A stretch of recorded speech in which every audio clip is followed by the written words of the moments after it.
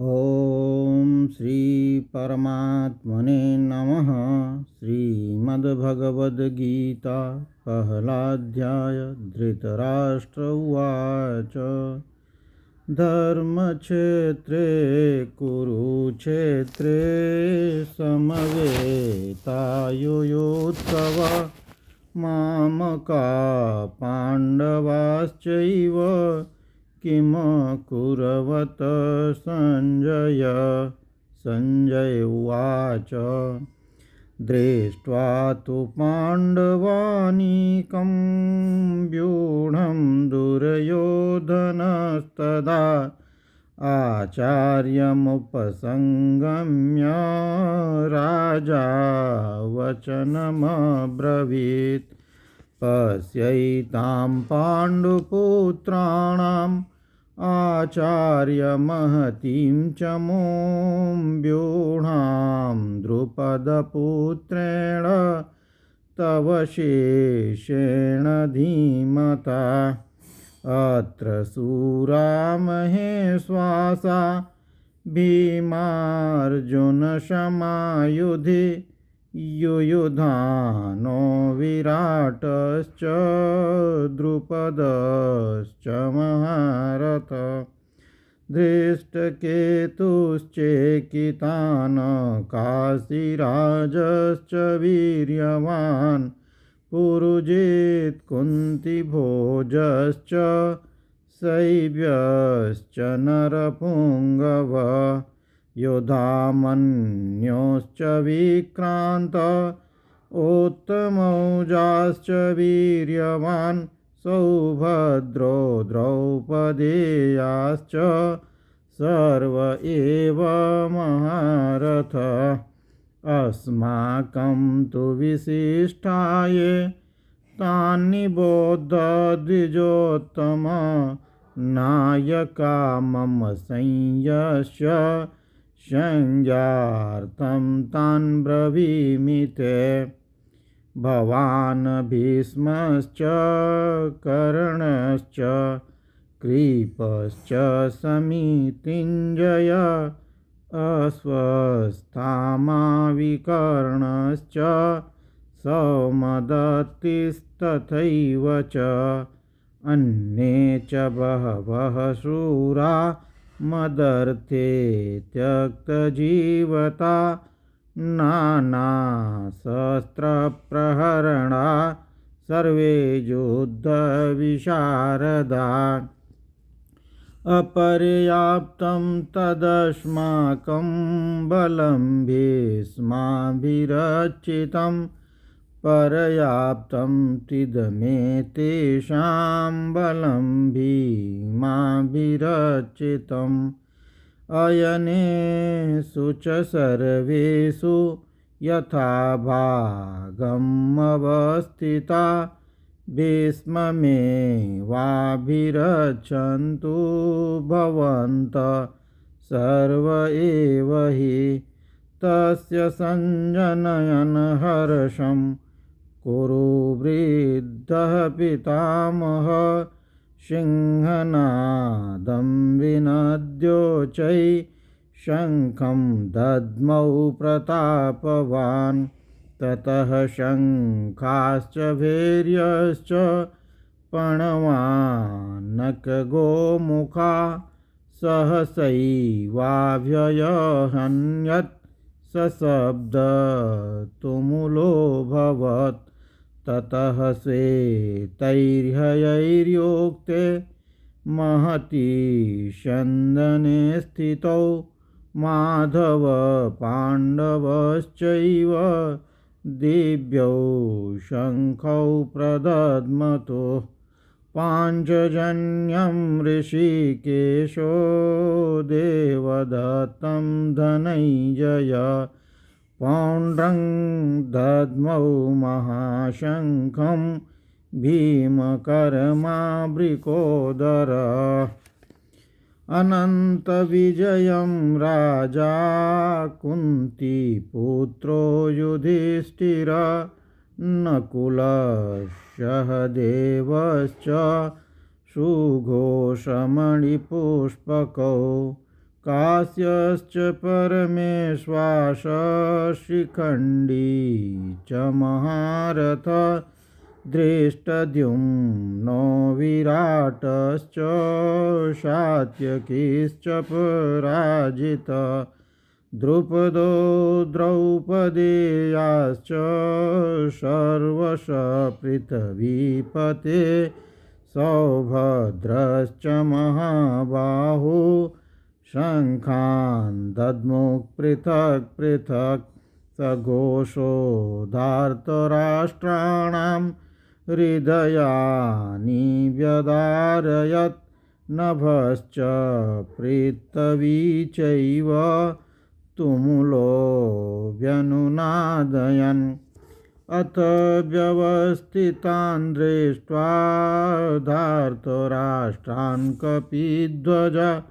प्रवृत्ते शस्त्रसम्पाते धनुरोदम्य पाण्डव ऋषिकेशं तदा वाक्यमिदमाह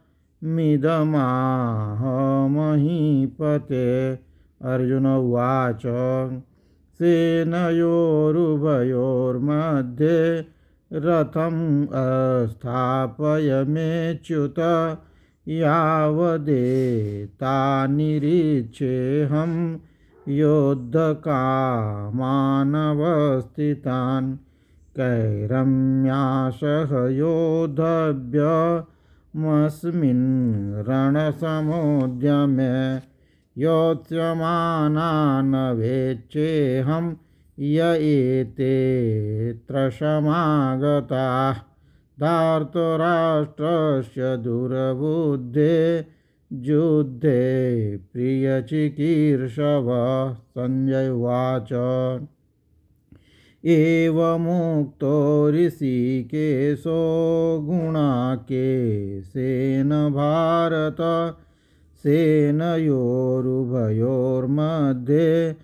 अस्थापयित्वा रथोत्तमं भीष्मद्रोणप्रमुखत सर्वेषां च महीक्षिताम् उवाच पार्थ पश्यैतान् समवेतान् कुरुनीति तत्रापश्यति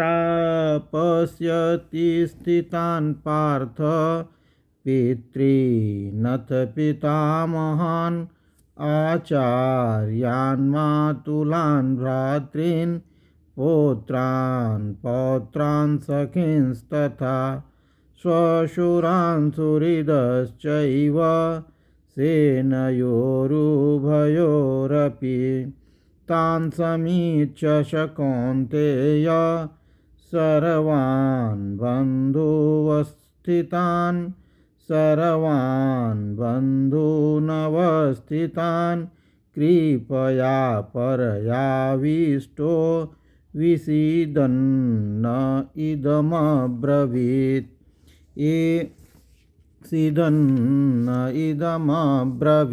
अर्जुन उवाच दृष्ट्वेमं स्वजनं कृष्ण युयुत्सं समुपस्थितं सीदन्ति मम गात्राणि मुखं च परिशुष्यति वेपथुश्च शरीरे मे रोमहर्षश्च जायते गाण्डीवं संसते हस्तात् त्वक्चैव परिदह्यते न च शक्नोमवस्थातुं भ्रमतीव च मे मनः निमित्तानि च पश्यामि विपरीतानि केशव न च श्रेयोनुपश्यामि हत्वा स्वजनमाहवे न काञ्चये विजयं कृष्ण न च राज्यं सुखानि च किं नो राज्येन गोविन्द किं भोगैर्जीवितेन वा येषामर्थे काञ्चितं नो राज्यं भोगा सुखानि च तयिमेव स्थिता युद्धे प्राणस्त्यक्त्वा धनानि च आचार्या पितरपुत्रास्तथैव च पितामहा मातुलाः श्वाशुरा पौत्रा श्याला सम्बन्धिनस्तथा एतान् हन्तुमिच्छामि ज्ञतोऽपि मधुसूदन अपि त्रैलोक्यराजस्य हेतो किं नु मही कृते निहत्य धार्तराष्ट्रान् का प्रीतिः सज्जनार्दन पापमेवाश्रयेदस्मान् हत्वैतानाततायिन तस्मान्नार्यं वयं हन्तुं धार्तराष्ट्रान् स्वबान्धवान् स्वजनं हि कथं हत्वा सुखिनः श्याममाधव यद्यपेतेन पश्यन्ति लोभोपहतचेतस कुलक्षयकृतं दोषं मित्रद्रोहे च पातकं कथं न गेयमस्माभिः पापादस्मान्निवर्तितुं कुलक्षयकृतं दोषं प्रपश्यद्भिर्जनार्दन कुलक्षये प्रणश्यन्ति कुलधर्मा सनातना धर्मे नष्टे कुलं कृष्णमधर्मो विभवत्युत अधर्मा विभवात् कृष्ण प्रदुष्यन्ति कुलीस्त्रिय स्त्रीषु दुष्टासु वार्ष्णेय जायते वर्णशङ्कर शङ्करो नरकायैव कुलज्ञानां कुलस्य च पतन्ति पितरोः शां लुप्तपिण्डोदकक्रिया